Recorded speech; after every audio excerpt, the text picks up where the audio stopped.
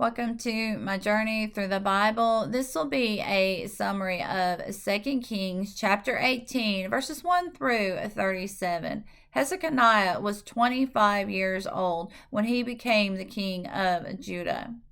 Now he reigned 29 years in Jerusalem. His mother's name was Abi, and he did that which was right in the sight of the Lord, according to all that David had done.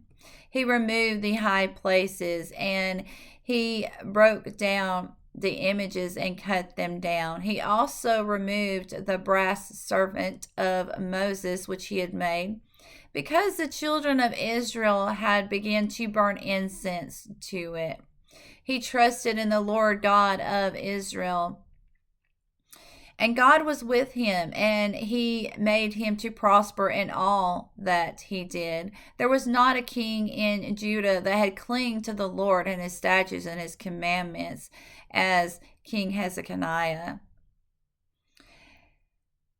And he also rebelled against the king of Assyria. He would not be his servant. He smite the Philistines from Gaza to the borders of the watchmen and to the fenced-in cities. Hezekiah had saw the children of Israel to go into captivity of the king of Assyria, for they would not obey the voice of the Lord. They did not keep the covenants which was given to Moses by the Lord. They would not hear them. They would not do them. And King Hezekiah had went to King Assyria and said, "You have put a heavy burden on me that I cannot bear." And the king of Assyria had said, "Give me 300 talents of silver and 30 talents of gold." Now Hezekiah had went in and got the treasures out of the temple of the Lord. He got the treasures out of the king's house.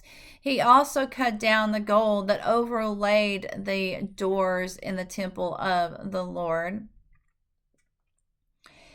And the king of Assyria had sent men to stand before the king of Judah and say, "We have counsel and we have strength in war.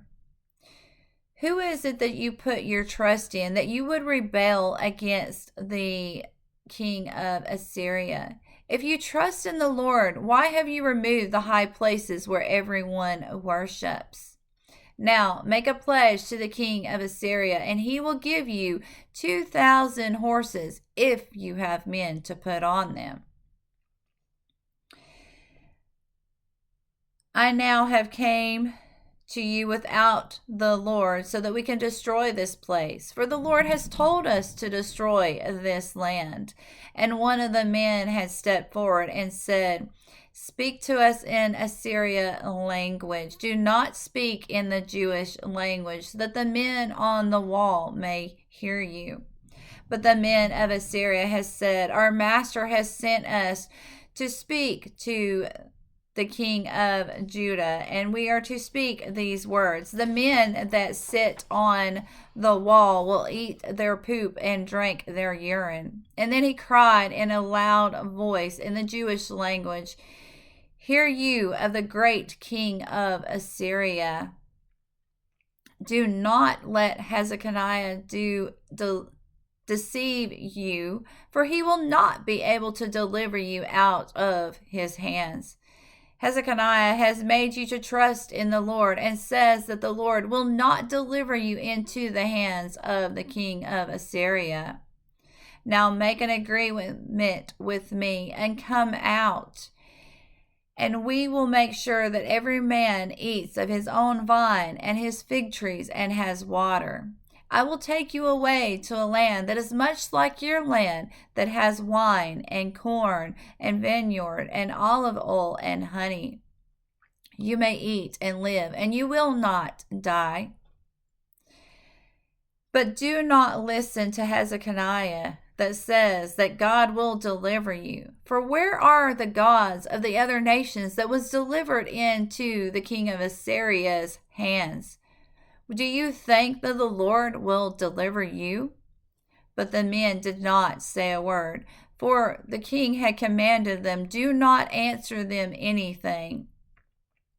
And these men had went to Hezekiah with their clothes ripped, and told him all the words that were said from the men of Assyria.